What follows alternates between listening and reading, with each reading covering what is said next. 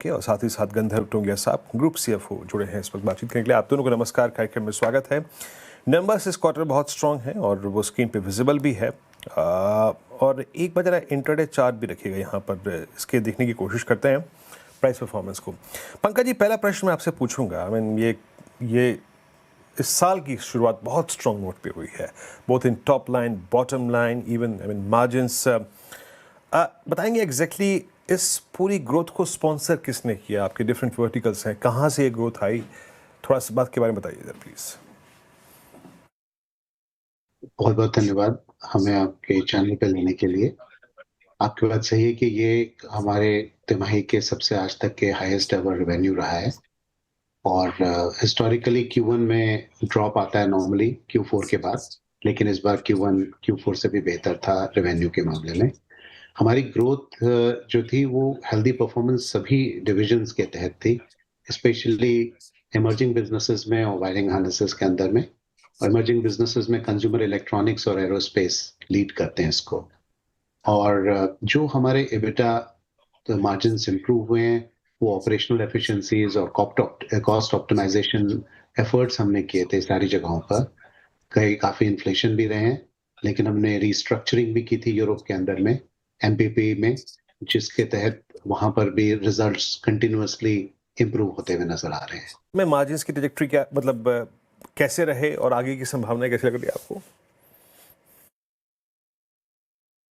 आपने बिल्कुल सही कहा। पंकज सर ने समझाया कि टॉप लाइन में भी अच्छी ग्रोथ हुई है, मार्जिन्स में भी अच्छे इंप्रूवमेंट देखने को मिला है। लगभग सब डिविजन्स ने अच्छे मार्जिन्स दर्ज किए हैं। आपने स्पेसिफिकली पूछा वायरिंग हार्नेस का।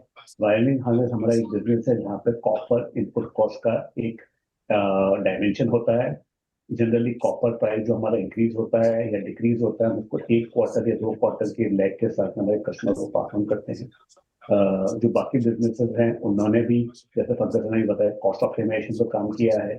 पॉलीमर का हमारा जो बिजनेस है उसने गए साल एक राइट साइजिंग का, स्ट्रक्चरिंग का काम किया था, जिसकी वजह से सिग्निफिकेंट कॉस्ट इनकम हुआ था लास्ट ईयर में।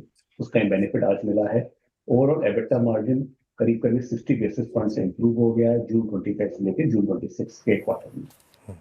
ओके, लेकिन गंधर्व जी, इस बात की तो बिल्कुल पुष्टि हो चुकी है कि इंडस्ट्री इस वक्त एक कॉस्ट प्रेशर फील कर रही है। आगे जाके considering this cost pressure, margins की ट्रैजेक्टरी क्या रहेगी और एफिशिएंसीज के अंतर्गत आप कितना मार्जिन्स को सिक्योर कर पाएंगे? आपने बिल्कुल सही कहा। कमोडिटी प्राइसेस में बढ़ोतरी दर्ज हुई है। कमोडिटी में अगर आप कॉपर की बात करें उसमें भी काफी तेजी देखी गई है। लगभग $14,000 के आसपास करीब पर टन का कॉपर का कॉस्ट चल रहा है। क्रूड में भी काफी कुछ इम्पैक्ट आया है, जिसकी वजह से पॉलीमर और रेजिन वगैरह की कॉस्ट पर भी इम्पैक्ट आया था। हमारे बिजनेस में हम कोशिश करते हैं, जैसे मैंने पहले बताया है, कि इनपुट कॉस्ट हमारे कस्टमर्स को पास ऑन कर लें, जैसे कॉपर में करते हैं। इसी तरीके से हम कोशिश करेंगे बाकी बिजनेसेस में जहाँ जहाँ पॉसिबल है इनपुट कॉस्ट हमारे कस्टमर्स को पास करें। हमारे एंड पर अपॉर्चुनिटी है कॉस्ट ऑप्टिमाइजेशन करने की, जिस पर काफी काम हो रहा है, जिसकी वजह से एबिटा मार्जिन इंप्रूव हो चुका है 8.2 से 8.8% तक। हमें लगता है आगे के क्वार्टर में जनरली स्पीकिंग हम ऐसे ही काम करते रहेंगे, जैसे हमें दोनों तरफ, टॉप लाइन में भी और बॉटम लाइन में, दोनों तरफ हमें सपोर्ट मिलेगी। अच्छा पंकज जी, इस वक्त अगर आप में थोड़ा सा आपका जो रेवेन्यू शेयर है ऑटोमोटिव और एरोस्पेस एंड कंज्यूमर इलेक्ट्रॉनिक्स, वो क्या है? मतलब इसका परसेंटेज क्या है और आगे जाके ये जो रेवेन्यू मिक्स है उसमें क्या तब्दीली देखते हैं आपका कुछ?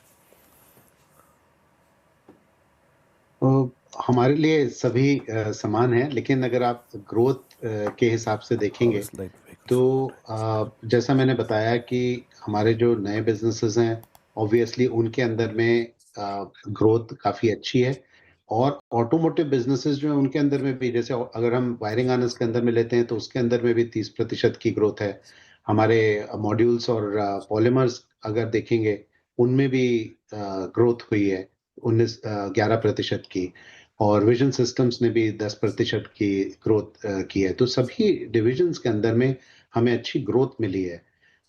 इसको क्वार्टर ऑन क्वार्टर देखने के बजाय अगर हम लॉन्गर टर्म होराइजन में देखें तो बेहतर रहेगा, क्योंकि एरोस्पेस और कंज्यूमर इलेक्ट्रॉनिक्स बिजनेस अभी नए बिजनेसेस हैं, ग्रो हो रहे हैं। और आने वाले समय में ये हमारा एक एम है कि ये बिजनेसेस भी बड़े होते जाएंगे, क्योंकि जो ग्लोबल OEMs हैं जिनको हम लोग सपोर्ट कर रहे हैं, उनसे हमें काफ़ी अच्छी उम्मीद है, क्योंकि वो हमारे काम को पसंद कर रहे हैं और हमें और अपॉर्च्युनिटीज़ दे रहे हैं, ऑर्गेनिक साइड में भी और इनऑर्गेनिक साइड में भी। ओके, अच्छा गंधर्व जी, आखिरी प्रश्न आपसे यहाँ पे, जो अभी लाइट व्हीकल डिमांड है और उसका जो ट्रेंड है वो क्या आपको इंडिकेट कर रहा है, मोस्ट स्पेशली नॉर्थ अमेरिकन सी मार्केट, वो आपको कैसे नजर आ रहा है इस वक्त? आपने सही कहा, थोड़ा मिक्स बैग है इस समय। अगर हम लाइट कमर्शियल व्हीकल्स की बात करें तो कुछ एक जगह पे थोड़ी सॉफ्टनेस देखने को मिली है। कुछ ऐसी जगह है जहाँ पे अच्छी ग्रोथ भी मिली है। इंडिया एक अच्छा एग्जांपल है जहाँ पे अच्छी ग्रोथ है, डबल डिजिट में हेल्दी ग्रोथ है। जो गवर्नमेंट ने स्ट्रक्चरल चेंजेस किए थे लास्ट ईयर, जीएसटी कट किया था, जीएसटी रेट रैशनलाइज किया था, उसके बाद में अच्छी बढ़ोतरी दर्ज हुई है।